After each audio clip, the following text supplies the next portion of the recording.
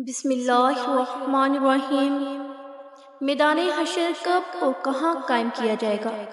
کیا وہ میدان ہماری اس دنیا میں موجود ہے؟ میدان حشر کے لیے لوگ ننگے قبروں سے کیوں اٹھائے جائیں گے؟ اس سلسلے میں سب سے پہلے تو یہ بات یاد رکھنا ضروری ہے کہ اللہ پاک فرماتا ہے، جس دن زمین ایک اور زمین سے بدل دی جائے گی اور آسمان بھی بدل دیے جائیں گے اور تمام لوگ اللہ واحد و قہار کی روبرو پیش ہو جائیں گے۔ ناظرین گرامی، اس میں کوئی شک نہیں کہ قیامت کے دن زمین و آسمان میں ایسی تبدیلیاں لائی جائیں گی کہ وہ ایک نئی ہیبت، نئی حیت میں اور نئے نظام کے ساتھ ہوں گے۔ رسول اللہ صلی اللہ علیہ وآلہ وسلم کی حدیث پاک میں اس تبدیلی کا ذکر اس طرح کیا گیا ہے: قیامت کے دن لوگوں کو سفید سرخی مائل زمین پر جمع کیا جائے گا، جو میدے کی روٹی کی ٹکیا کی طرح ہوگی۔ اس پر کسی کے مکان وغیرہ نشان نہ ہوگا۔ اب سوال یہ ہے کہ یہ تبدیلیاں ممکن ہیں یا نہیں؟ تو جواب ہے کہ بالکل ممکن ہے۔ جب ماضی میں مادہ میں بہت سے تغیرات رونما ہوتے رہے یہاں تک کہ اس نے موجودہ زمین کی شکل اختیار کر لی، تو آئندہ اس کی ساخت میں تبدیلی کا رونما ہونا ہرگز بعید نہیں ہے، اور اس کا خالق یقیناً اس بات پر قادر ہے کہ اس کے عناصر ترکیبی اور اس کے طبی قوانین کو بدل دے۔ غرض یہ کہ قیامت کے دن موجودہ دنیا ایک نئی دنیا سے بدل دی جائے گی، جس کے زمان اور مکان بالکل مختلف ہوں گے، اور اس وقت لوگوں کو اللہ کی قدرت کا صحیح اندازہ ہو جائے گا اور وہ جان لیں گے کہ اللہ ان کی دنیا کو نئی دنیا سے بدل دینے پر قادر ہے۔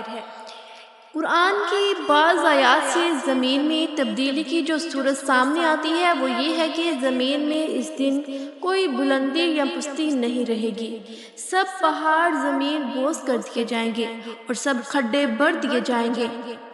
اس طرح سطح زمین ہموار اور پہلے سے بہت زیادہ بڑھ جائے گی، اور سب سے اہم تبدیلی یہ ہوگی کہ سمندروں، دریاؤں اور ندی نالوں کو خشک کر دیا جائے گا، اور سمندر کی سطح کا رقبہ خشکی کے رقبے سے 3 گنا زیادہ ہے۔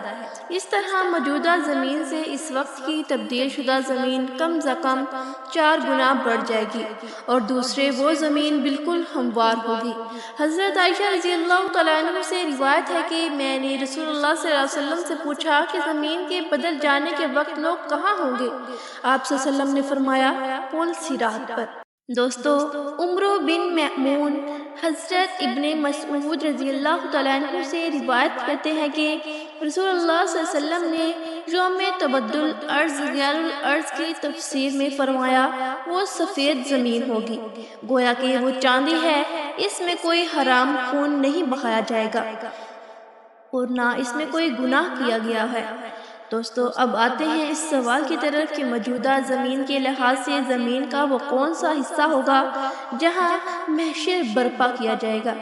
ناظرین گرامی، موجودہ زمین کے لحاظ سے ارض محشر کا خطاب ہوگا۔ امام احمد رضی اللہ رحمۃ اللہ علیہ نے مسند اور حاکم نے مستدرک میں حدیث بیان کی ہے کہ تم اس طرف پیدل سوار اور منہ کے بل گھسیٹتے اکٹھے کیے جاؤ گے، اور اپنے ہاتھ سے ملک شام کی طرف اشارہ کیا، اور صحیح جامع صغیر میں علامہ بانی نے مسند احمد وغیرہ سے حضرت میمونہ بنت سعد کی حدیث نقل فرمائی ہے کہ رسول اللہ صلی اللہ علیہ وسلم نے فرمایا، شام حشر و نشر کی سرزمین ہے، روز قیامت نئی زمین چمڑے کی طرح سیدھی ہموار بچھا دی جائے گی۔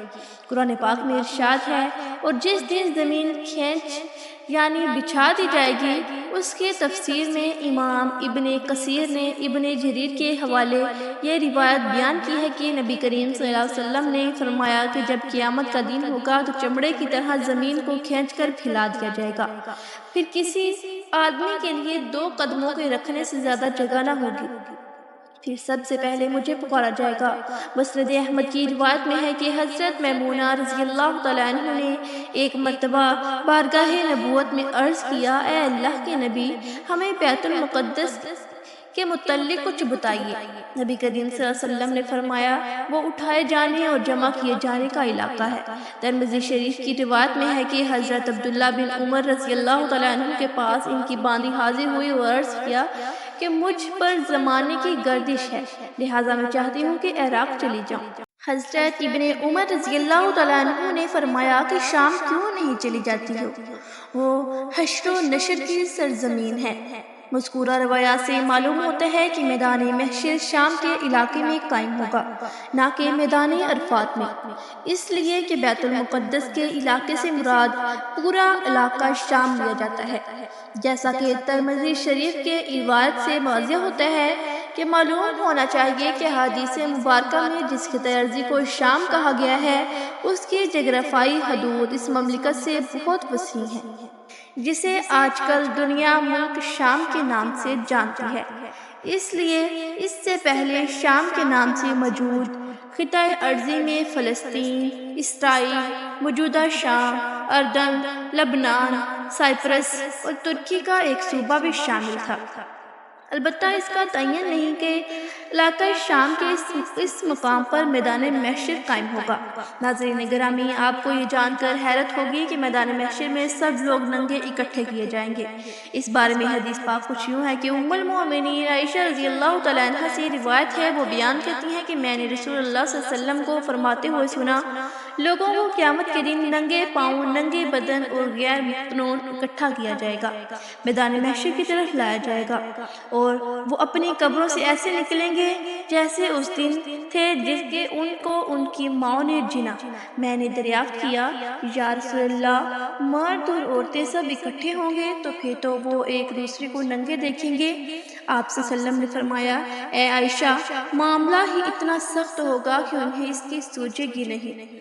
اور ایک روایت میں ہے کہ رسول اللہ صلی اللہ علیہ وسلم نے فرمایا، معاملہ اس بات سے کہیں زیادہ سخت اور اہم ہوگا کہ مرد اور عورتیں ایک دوسرے کو ننگے دیکھنے لگیں۔ حضرت ابن عباس سے مروی، بخاری کی حدیث نمبر 3443 3447 ہے کہ رسول اللہ صلی اللہ علیہ وسلم نے فرمایا، قیامت کے دن تم لوگ ننگے پاؤں، ننگے بدن اور بغیر فتنہ کے اکٹھے کیے جاؤ گے۔ پھر آپ صلی اللہ علیہ وسلم نے اس آیت کی تلاوت کی، جس طرح ہم نے انہیں پہلی مرتبہ پیدا کیا تھا اسی طرح ہم دوبارہ لوٹائیں گے، یہ ہماری جانب سے وعدہ ہے اور بے شک ہم اسے کرنے والے ہیں۔ پھر سب سے پہلے ابراہیم علیہ السلام کو کپڑا پہنایا جائے گا، پھر میرے اصحاب کو دائیں جنت کی طرف لے جایا جائے گا، لیکن کچھ کو بائیں جہنم کی طرف لے جایا جائے گا۔ میں کہوں گا کہ یہ تو میرے اصحاب ہیں، لیکن مجھے بتایا جائے گا کہ جب آپ ان سے جدا ہوئے تو اسی وقت انہوں نے کفر اختیار کر لیا تھا۔ میں اس وقت کہوں گا کہ جو عیسیٰ ابن مریم نے کہا تھا، جب تک میں ان میں موجود تھا تو میں ان کی نگرانی کرتا رہا، لیکن جب تو نے مجھے ان سے اٹھا لیا تو وہی ان کا نگہبان ہے، اور تو ہر چیز پر نگہبان ہے، قیامت کے دن پر اور ریڑھ کی ہڈی کی طرح دوبارہ پیدا فرمائے گا۔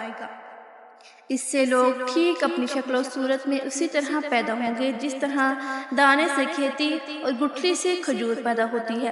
پھر وہ اپنی قبروں سے برہنہ پاؤں، برہنہ جسم اور مختنع حالت میں اسی طرح نکلیں گے گویا بکھری ہوئی ٹڈیاں ہوں یا بکھرے ہوئے پتنگے، اور وہ راہ حشر سے ناواقف نہ ہوں گے، بلکہ بٹ تترے سے بھی اپنی منزل کے بارے میں زیادہ آگاہ ہوں گے، اور قبروں سے نکل کر اس طرف دوڑیں گے جیسے شکاری شکار کے جال کی طرف دوڑتے ہیں۔